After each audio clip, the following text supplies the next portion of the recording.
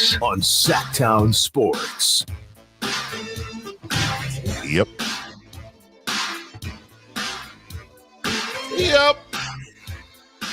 Bobby, what should we do now? Wow, get busy on the phones, get busy making trades. How about we get busy talking to the television analyst of your Sacramento Kings out in Philadelphia? Because believe it or not, despite all the hullabaloo and malarkey, there's still basketball tonight against the Philadelphia 76ers. Kayte Christensen joins us each and every Wednesday at 9 a.m. Good morning, Kayte. Good morning, fellas. Wow, East Coast, Kayte. It's kind of afternoon, you know. That's right. But okay. It's lunchtime for Kayte. Kayte, how's the road trip been? Anything interesting? It's been long, fellas. It's been long, and it's also happening, as we know, at the end of January when things get pretty interesting around this league. Yeah, you're only halfway through it, and the strange thing, Kayte, obviously there's a ton of noise. You've been a professional athlete. You're now covering this team for a long time. Have been with the team. Distractions happen, I think, in all sorts of ways, whether it's stuff that we know about publicly or just stuff internally. I kind of a two-parter here, Kayte. Is tonight more distracting for De'Aaron himself or his teammates, or kind of explain the level of distraction these guys are going to go through tonight? I mean, Jason, that's a really good question. It's crazy because, you know, just in like everyday encounters with fans, you know, they always ask me about trade stuff, and I've been getting this already for about a month, you know, and shocking, I know, but I don't actually have an inside track on what's going on in the front office. That's not part of, it's way, way, way above my pay grade. So I'm kind of with everybody else in terms of what's going on and what could happen. But, you know, I can't offer this. Like, I've been in the league for, you know, almost 2 decades. And this is just what happens every single year. And I feel like it amps up every year. It's, you know, kind of more noise and chatter than the year before because there's, you know, with social media and insiders and people with, you know, writing random articles with opinions and so on and so forth. I think sometimes we can even kind of get confused on what is actually real and what's not.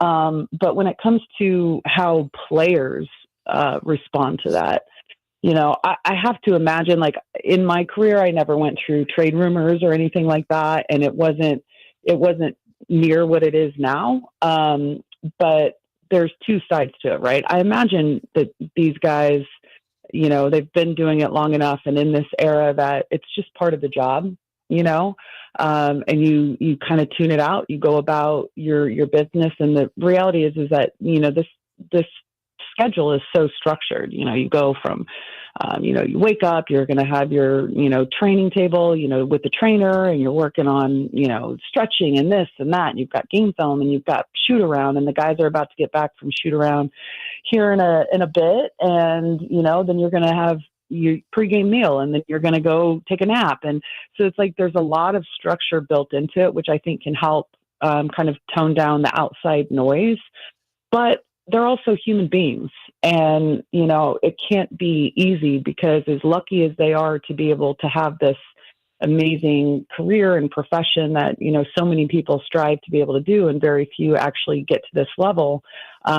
It must be hard to a certain degree for them to not be able to control their own destiny. You know, like in the real world, like, you know, Jason, you're not getting traded to another radio station. Like, you have a choice over what you're able to do and where you're going, and career choice. And that's just not kind of the dynamic in professional sports. So I have to imagine there's probably a bit of distraction involved from that component on a personal level. But to close it up, I think that Doug Christie, having been a player and experienced all these things, is the perfect person to be kind of leading them through this right now. And they have said, multiple guys, that his playing experience and the fact that he has played at this level has been really beneficial over the last month in terms of how they're responding to him, bonding with him, and listening to him.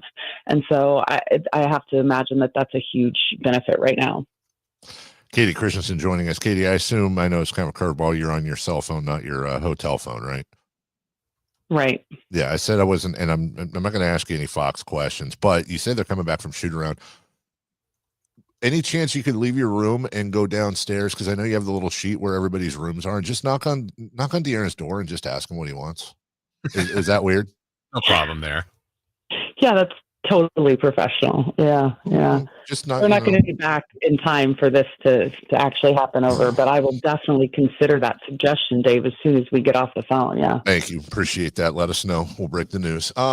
There is basketball tonight. As you know, we've been talking Fox all day, and we'll talk about Fox later as well throughout the show. But there is a game tonight, and the Kings are 11-4 under Doug Christie, and they're in this. It's easy to forget on a day like today, but they're in a fight for not just the play-in, but the playoffs. And whether De'Aaron is here, whether De'Aaron is not, they're playing a Philadelphia team that beat up on the Lakers last night. It is the second night of a back-to-back. The Kings did kind of putter around against Brooklyn, but they covered the spread. They got the big victory. So, how do you see this matchup? No Joel Embiid, but the Sixers still have a little bit of firepower.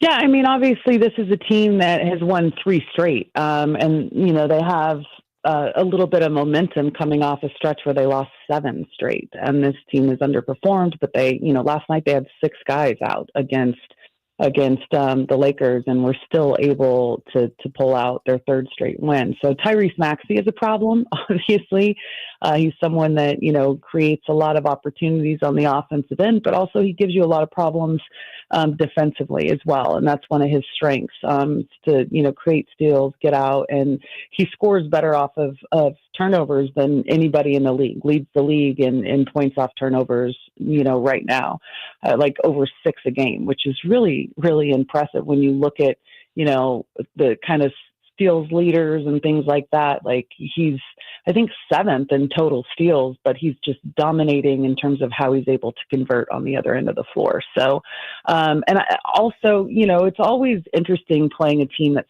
super depleted, because it's like 6 of their main, like maybe top 9 guys are out right now.